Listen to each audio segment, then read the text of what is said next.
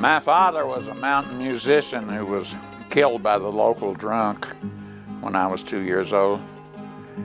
My mother left me on the front porch of my grandfather's house and caught the bus to Knoxville.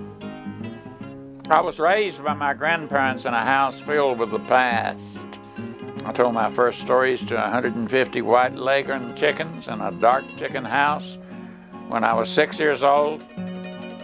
My audience wasn't attentive and tended to get hysterical during the dramatic parts. Most of my stories are based on actual events from my childhood. My fondest memories are of mountain music, strange uncles, cows, outhouses, and funny books. The first play I saw was a Carolina Playmakers play, but they come in an old beat-up van to the elementary school. They did Lost Horizon, Shangri-La. I was 8 years old. And they carried the scenery in, and it was all cardboard props and stuff, and they set it up, and they turned all that thing on, and there was Shangri-La. I was converted. I was a playwright right then. I missed sitting out there on the porch with my grandparents. They were deeply flawed, but they were wonderful. They didn't know what to do with me. I bewildered them.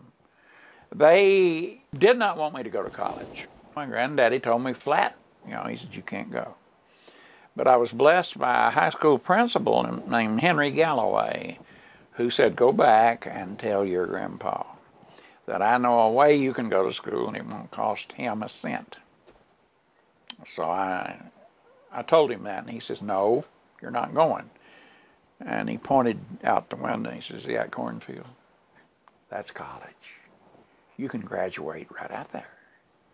I owe it to my granny that I got to go to college, because then I went back and told Mr. Galloway. They said I can go if you really know a way that won't cost anything. Vocational rehab. And they gave me a scholarship to go to Western. I guess I decided to come back to Sylva in 1972, worked for the Cherokee Indians for 15 years. And I was up at the Mountain Heritage Center, and they had a guy, Jim Wayne Miller, in the auditorium talking. And I thought he was a preacher at first, because he had the behavior of a preacher. He's very, very fervent and very serious and shaking his fists a lot. And it was a long 12-page poem called The Briar's Sermon. And all the way through that, he says, come home. Come back to your roots. You forgot who you are. Walk out your own front door, your father's front door. Come home. Come back. And it worked on me. It worked like a charm on me.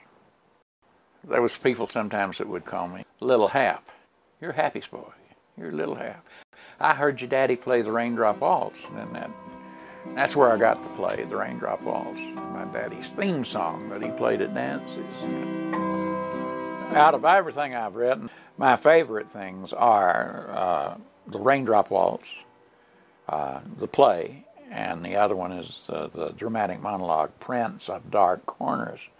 I taught at Governor's School once, and one day a guy came in with a guitar, and he went over and he raised the lid on a piano on the back of it so you could see the strings, and he played a chord on the guitar, and the strings in that piano, the same chord vibrated.